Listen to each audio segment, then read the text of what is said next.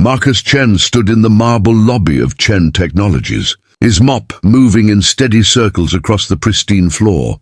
It was 6 a.m., and the building was mostly empty except for the early morning cleaning crew. He had worked as a janitor here for 3 years, invisible to most of the executives who rushed past him without a second glance. But Marcus didn't mind. This job paid his bills and gave him time to think. And after everything he'd been through, that was enough. He was emptying a trash bin near the elevators when he noticed her. A young girl, maybe 8 or 9 years old, sat on one of the leather couches in the waiting area. She wore an expensive navy dress and patent leather shoes, but her eyes held a sadness that expensive clothes couldn't hide. Her fingers moved restlessly, signing something to herself over and over. Marcus recognized the signs immediately.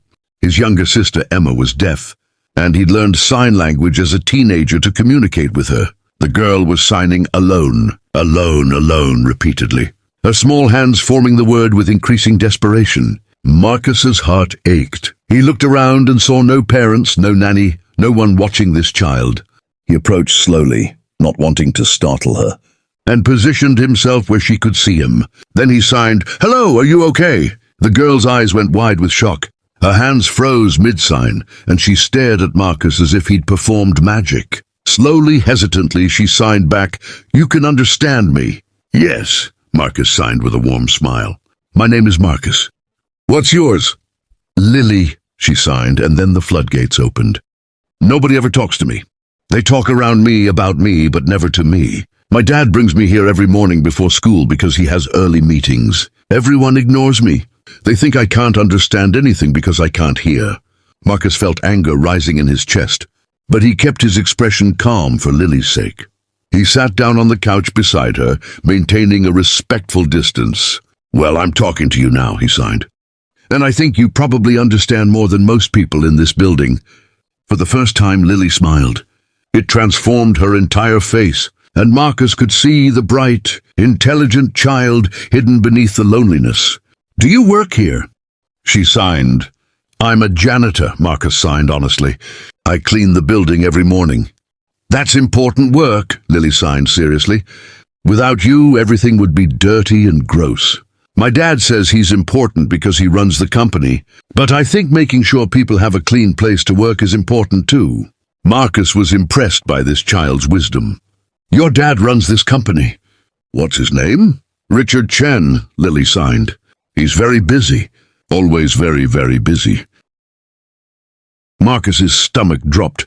Richard Chen was the CEO, the billionaire owner of Chen Technologies, one of the most successful tech companies in the country. And this was his daughter, sitting alone in a lobby every morning, being ignored by everyone.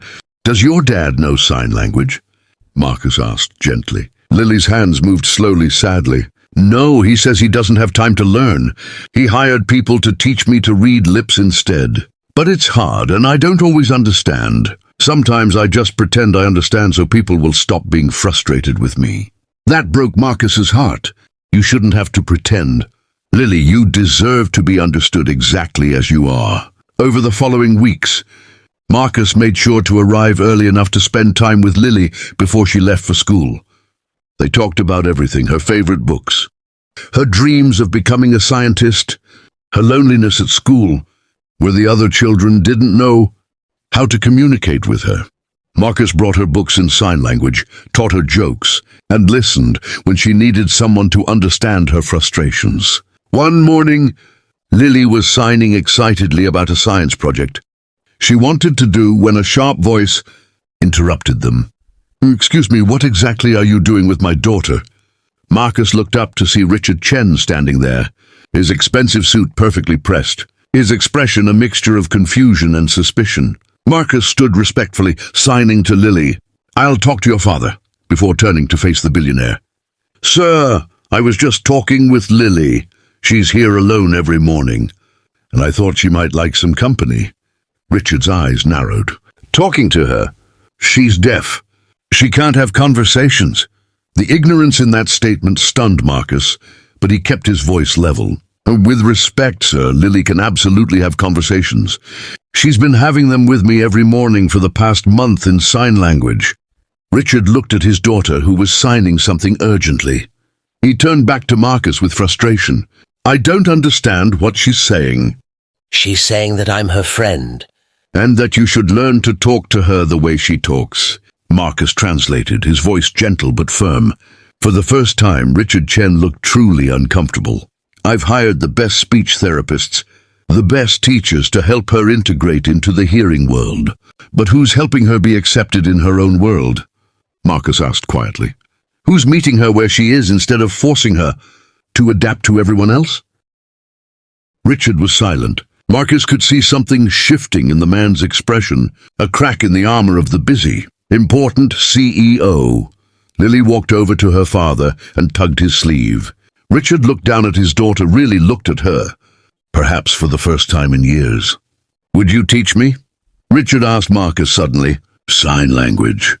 Would you teach me to talk to my daughter?" Marcus smiled. "I'd be honored, sir. But I'm just a janitor. You could hire professional teachers." "No," Richard said, watching Lily's hopeful face. "You're not just a janitor. You're the first person who saw my daughter as a complete human being worthy of real communication.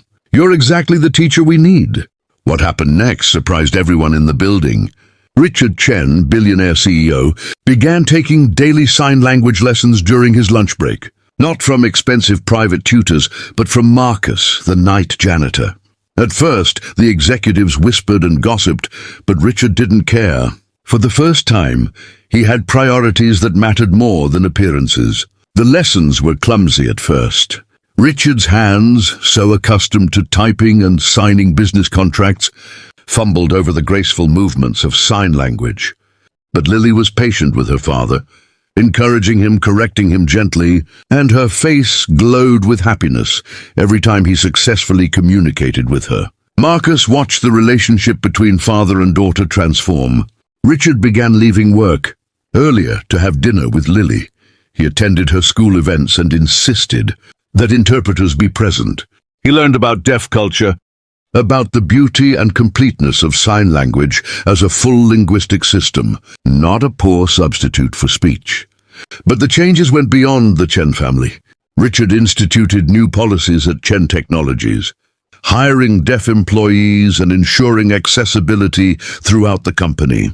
He funded scholarships for deaf students studying technology and science, and he promoted Marcus to head of a new department, focused on accessibility and inclusion, with a salary that reflected the value of his insights and compassion.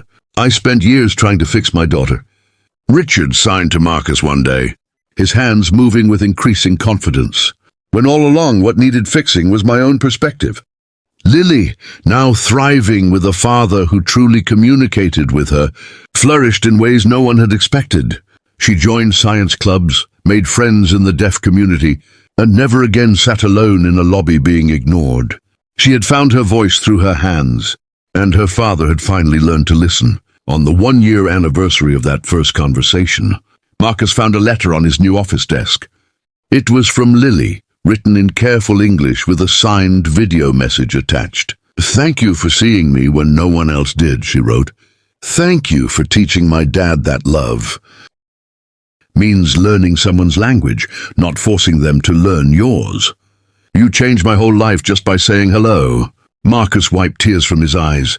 He'd been a janitor who had lost his own career as a teacher years ago due to budget cuts. He'd thought making a real difference were over. But sometimes the most important lessons happen in the most unexpected places, taught by the people society overlooks. Sometimes all it takes is one person willing to communicate, to really see another human being, to change everything. If this story touched your heart, please like, share, and subscribe to our channel, Kindness True Stories. We bring you real stories of compassion, connection, and the beautiful moments that remind us of our shared humanity. Every subscription helps us spread more kindness in the world.